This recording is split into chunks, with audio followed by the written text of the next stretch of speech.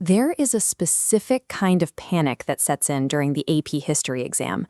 You turn to the final section, the long essay question, and you are faced with a completely blank page, a ticking clock, and 0 documents to help you.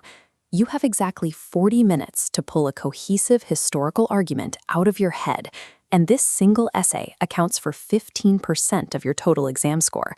But you don't need to panic. We have a plug-and-play formula that eliminates the guesswork and aligns perfectly with the College Board's 6-point grading rubric. To be clear, this template won't teach you the historical facts. You still need to know your course vocabulary. But if you have that baseline knowledge, this structure will do the heavy lifting to organize those facts into a winning argument. Success on the LEQ depends on architectural structure under pressure. When the skeleton of the essay is solid, the points follow. Step 1 begins before you write a single word. Your first physical action is to mark up the prompt to identify its 3 core constraints. First, you need to locate the exact date range. If your evidence falls outside this specific time boundary, you will earn 0 points for it, regardless of the quality of your writing. Second, identify the historical thinking skill. Look for the language asking you to show causation, comparison, or change over time. Third, extract the specific categories you are required to address, like social, economic, or political factors. This dissection prevents you from answering a different question than the one asked, an error that results in an unscorable essay. Now you can start writing your opening paragraph. Begin with 2 to 3 sentences of contextualization. Set the historical stage by explaining relevant events that happened 50 to 100 years prior to your prompt's focus. Then you move to the most important sentence in your entire essay, the thesis statement. To earn this rubric point, memorize this core formula. Although X, Y, because A, B, and C. Variable X is your counterargument. It represents the strongest point against your main stance. Variable Y is your actual position, the main argument you are going to make.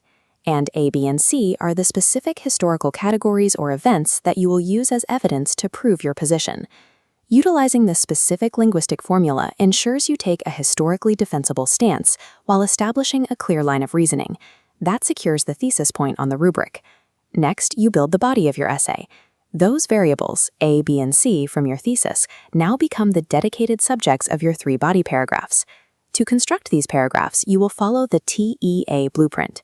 T stands for topic sentence. Open the paragraph by stating the specific category directly from your thesis formula. E stands for evidence.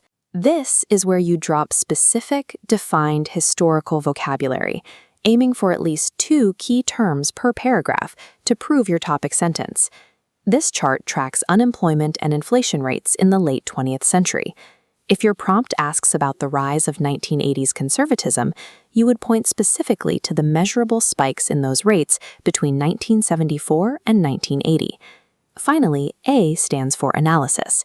You must include the phrase, "this demonstrates that," to connect that historical vocabulary back to the claim in your thesis. The TEA method moves you away from simply listing facts and into historical argumentation, which is required to earn the evidence and analysis points. That leaves the final point on the rubric, complexity. You already established the foundation for this point in your opening paragraph. The although X variable in your thesis is the mechanism.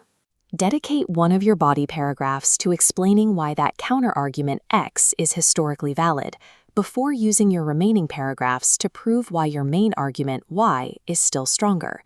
And as you execute this, follow a strict rule for time management. Do not write a conclusion paragraph. It does not exist on the rubric, and it will only use up your remaining minutes. Achieving the complexity point depends on structural planning that forces you to acknowledge historical nuance. Let's recap the sequence. Mark the prompt, establish your context, deploy the although X thesis, and build the body with the TIA method. When you combine this rigid structure with accurate historical evidence, you provide the grader with the specific requirements needed to award a full 6 points. Now it's time to practice. Find a practice prompt and write a single intro paragraph using this formula to lock it into your memory. This blueprint transforms the blank page into a predictable grid for your knowledge.